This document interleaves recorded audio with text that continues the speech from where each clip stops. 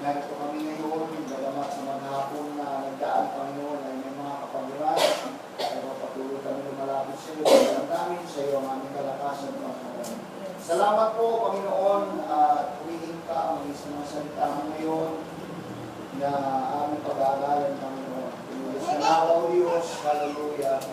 Patuloy mo ang bawat pangangailangan ng aming mga kaluluwa mo. Busugin mo kami, Panginoon, ng iyong mga salita. At salamat po, Ama. Purihin ka sa pangalan ng dakila, sa pangalan ng Panginoon Jesus. Amen. Amen. Praise the Lord. Panginoon, mga kapatid, tayo po ay chat naman sa Biblia sa James chapter 1, verse 26.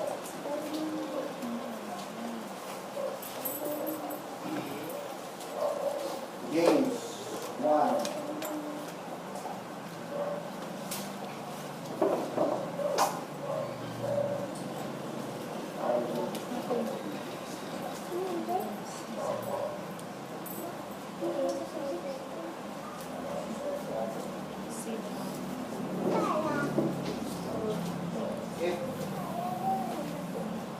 If anyone among you seems to be religious and really understand what he says in his own heart, this man's religion is vain. Your religion are undefiled before God, and the Father speaks to visit the fatherless and widows in their affliction, and to keep himself unspotted from the world. Nakakaupo na tayo, mga kapatid. Pure 1:6 ba? 1:6? and Kuya? undefiled 1:6 ba? 26. 26:27. 26. James 1:26-27. Malinis daw at walang dungis Na religion. na reliyon. Yan yung ating pag-aaralan ngayon. Everybody say amen? Amen. Handa na po ba tayo? Amen. Pagpahan mo natin si Lord. So, ano ba ang reliyon na meron daw tayo, mga kapatid? Ito po yung katanungan ni Santiago sa gabi dito. Ang reliyon ba raw natin ay katulad sa isang gulong o spare, reserva, na magamit lang daw pagka may emergency. Ano daw ba ang isang milyon? Katulad lang daw, mga kapatid, sa isang luparo. Itutulak lang daw siya pagkailangan. Ano daw ba ang isang milyon, mga kapatid? Katulad lang daw ko sa isang sasakyang bus. Sasakay lang, mga kapatid ko, kung meron kang gustong puntahan. So, ano daw ba ang tunay, mga kapatid? Kasi sa panahon ngayon, napakaraming reliyon. Napakaraming religious. Maraming reliyon, marami din religious. Siyempre, pag may reliyon, may religious. May religyoso. Hindi naman mabuwang reliyon kung walang religyoso. Amen. Pero yun nga, mga kapatid, ano daw ba ang pure and undefiled religion sa panahon natin ngayon, mga kapatid? Sabi ko nga, matulad ko siya sa isang reservang gulong na kailangan pagka-emergency. Maraming ganun kasi, mga kapatid, pupunta sa simbahan dahil emergency. Meron emergency. They pray, they worship because of problem. Parang spare. Para siya lang gulong, mga kapatid.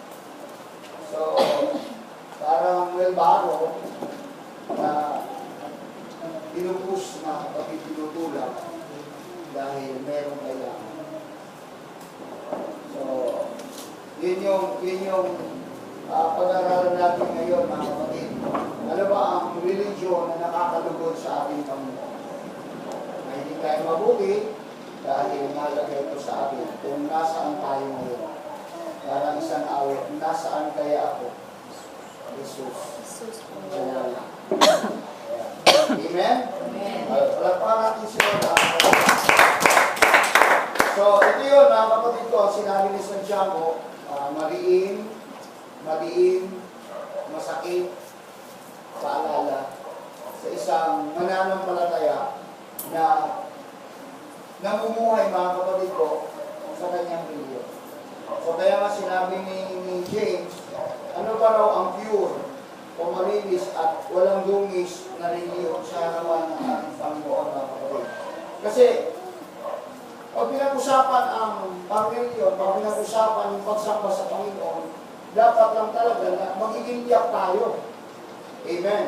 Kaya nga, di ba sinabi ko sa inyo last Sunday, kaya nga last Sunday na, pag hindi tayo tiyak sa ating pagsamba, eh, nasa atin yun.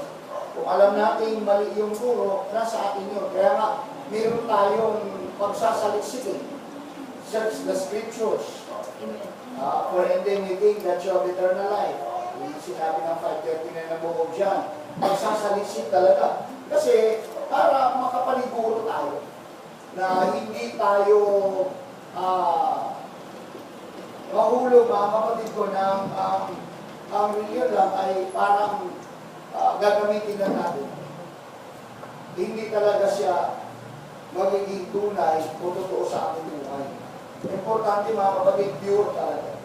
Walang dungis, pure, malinis at walang dungis sa harapan daw ng ating Panginoon. So, pinapractice talaga ito. Lahat naman tayo, bawat isa sa atin, meron tayong mga kakulangan. Tama. Kaya nga, nandito tayo para mabuo, para magiging tama. So, pag pinag-usapan ng pang-reliyon, pinapractice talaga yun. Hindi lang mga kapatid, sabi ko, spare time. Hindi lang siya mga kapatid ko, pass, o hindi lang siya mga kapatid ko, gagamitan na kung gusto mong gamitin, gagamitin mo. Pagka hindi mga kapatid. Kailangan pure na ayos. Malinis, walang lumis. Bakit mga kapatid? Kasi, ito yung tinitingnan ngayon ng napakaraming tao. Kaya nga sabi mo, kahit hindi ka magsalita, pag nakita lang niya kung anong reliyon mo, at nakita sa buhay mo, nakita sa pagbabago ng buhay mo, abay, at ako, sasama na yun. Kahit hindi ka na magsalita na. Pag nakita nila, mga kapatid ko, pure at walang dungis yung reliyon mo, kasi meron naman talagang reliyon, sinabi naman talaga. Amen? Amen. Wala malam ang pag-iligtas na reliyon. Kaya nga, kung tayo bilang church ng Panginoon at member ng religion nito, kailangan talaga pure and undefiled before God. Yun yung importante. Kaya nga, pinapractice yun. So, pinapractice natin yun, mga kapatid. So, it involves doing something on our part. Meron talaga tayo gagawin. Kasi ang Diyos, ito na yun, banal na to. Di ba? Ibinigyan niya ang salvation. Meron talagang part na gagawin ang church o ang reliyon. Meron talaga siyang gagawin sa kanyang buhay, mga kapatid. Tito, una na rito, mga kapatid ko, yung sinabi na magiging tagatupad. Tingnan nyo sa James chapter 1, itaas nyo lang, itaas. Sa verse 22. Ayan. Datapwat maging tagatupad kayo ng salita at huwag tagapakinig lamang. Ayan. Una, tagatupad daw talaga. So, ano man yung itinuturo sa atin ng ating Panginoon regarding sa kanyang mga salita, kailangan maging tagatupad daw tayo. Bakit daw? At huwag tagapakinig lamang. Kasi kung tagapakinig lang daw tayo at hindi natin tinutupad, ating daw dinadaya ang ating sarili. Totoo naman talaga yun. Amen? So ano man yung itinuturo sa atin ng Panginoon regarding sa pamumuhay natin, regarding sa kabanalan, regarding sa paglilingkod natin sa Panginoon, kung hindi natin tutuparin, mga kapatid, dinadaya lang natin ang ating sarili, napapakinggan natin, pero hindi natin sinusunod, mga kapatid, dadayain lang natin ang ating sarili. So tayo yung number 1 mandaraya. Amen? Amen. Kasi, ang kailangan talaga ng Panginoon is tagatupad. Be doers of the word, not hearer only.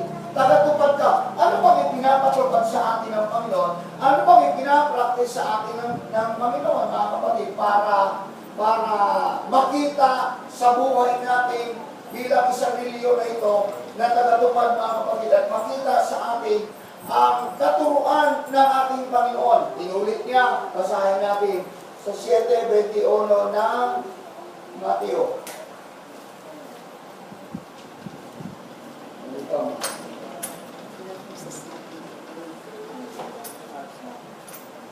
Hindi ang bawat nagsasabi sa akin, Panginoon, Panginoon, ay papasok sa kaharian ng langit, kundi ang gumaganap, dito gumaganap, tumutupad, gumaganap, pareho lang, ng kalooban ng ating amang nasa langit. Ayan. Kasi marami ang magsasabi sa atin sa araw na iyon, Panginoon, Panginoon, hindi ba ka nagsisipangula kami sa iyong pangalan? At sa pangalan mo'y nagpapalayas kami ng mga demonyo. At sa pangalan mo'y nagsisigawa kami ng maraming gawang makapangyarihan. At kung magkagay, papahayag ko sa kanila, kailanman hindi ko kayo nakikilala, magsilayo kayo sa akin, kayong manggagawa ng katampalasanan. Bakit hindi nakilala ng Panginoon ang 1,000,000 nagpapagaling? Hindi ko sinasabi, hindi kailangan ng church yun. Bakit hindi nakilala ng Panginoon, nagpapalayas ng demonyo? Bakit hindi nakilala ng Panginoon? Kasi nga, hindi siya tumutupad sa salita ng Panginoon. Marami kasi nag-aaray sa mga church ngayon, mga kapatid, lalo na pag naglalakihan, na out of place ng Panginoon. Nababaliwala na ang Panginoon. Amen. Hindi na nasusunod ang Panginoon. Ang nasusunod na, baliktad na. Yung puno na nila, yung founder nila, yun ang nasusunod. Kaya, nawawala na ng halaga ang Panginoon. Mahalaga ang Panginoon. Kaya sabi niya, uy, lumayos kayo. Nagpapagaling din yun, naghihimala din yun, nagdumarami rin yun. Walang problema yun, mga kapatid. Ang hinahanap ng Panginoon, tagatupad. Anin mo yung dami kung hindi naman tagatupad. Yes. Amen? Amen. Ako rin naman, anin ko yung madami kung hindi naman tagatupad. Bangayan tayo ng bangayan, awayan tayo ng awayan, tampuhan tayo ng tampuhan. Anin ko yan. Diba? Kung hindi tayo tagatupad. Amen? Amen. O sinabi na nga ng Biblia, mga pagkamaran. O tapos, hindi mo tutuparin yun. Walang silbi yun sa harapan ng Diyos. Amen? Amen. Kaya sabi ng Panginoon, hoy, yes, get out. Kailangan tagatupad talaga. Kaya pag pinag-usapan yung kabanalan, be doers of the word. Kabanalan yun. Pag pinag-usapan yung paglilingkod, tutupad ka sa paglilingkod. Amen ba mga kapatid? Yun yung teaching ng ating Panginoon. Kaya nga mga kapatid, kung titignan natin ang ating Panginoon, ang hinahanap niya tagasunod. Tagasunod mga kapatid. Ano naman yung himala, ano naman yung pagpapagaling, ano naman yung ganda mga kapatid ko ng programa, kahit pa napakaganda, kung hindi sumusunod mga kapatid, hallelujah, at hindi pa rin nagiging maayos ang paglilingkod sa Panginoon, wala silbi yun. Harapan ng Diyos. Everybody say amen? Amen. Papalakpakan natin ang ating Panginoon. Kasi pinadaya na daw natin ang ating mga sarili mga kapatid, kung tayo raw ay pakinig lang at hindi tagasunod. So ang bawat napapakinggan talaga ng mga salita ng Panginoon, ipinapamuhay natin. O ang bawat narinig natin, ang bawat sinasabi ng banal na kasulatan, ay ating tutuparin para magiging karapat dapat tayo sa harapan ng Panginoon. Kasi kung hindi ka magiging tagatupad, tatayain mo lang sarili mo, ano silbi ng paglilingkod sa Panginoon, mga kapatid, kung hindi magiging tagatupad. Kaya nga mga kapatid, di ba? Ang daming nadadaya, ang daming nasisira ng kaaway. Kasi nga mga kapatid, ang Panginoon na ang dapat paglingkuran, pero ang problema mga kapatid, ang espiritu ng kaaway, kumikilos talaga yun. Yes. Akala natin mga kapatid ko, kagaya daw ng dati mga kapatid, ang kinatatakutan natin, mga evil spirit, aswang. Ngayon mga kapatid ko, nag-level up na.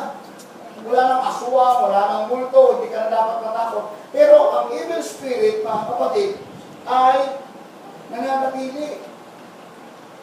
Nananatili ngayon yan. Nag-level up na nga Pumapasok na sa internet, pumapasok na sa TV, pumapasok diyan. Kung minsan, di ba mga kapatid, pagka sa kakapanood natin ng drama, naapektuhan tayo. Madrama na rin tayo. Di ba? Nag-away lang yung mga kontrabida at bida, mga kapatid. Nagaya mo na, nagiging panatik ka na. O di ba? Natatangay tayo. Kasi nga, yung isip natin, yun yung pinapasukan talaga, yung isip natin, mga kapatid.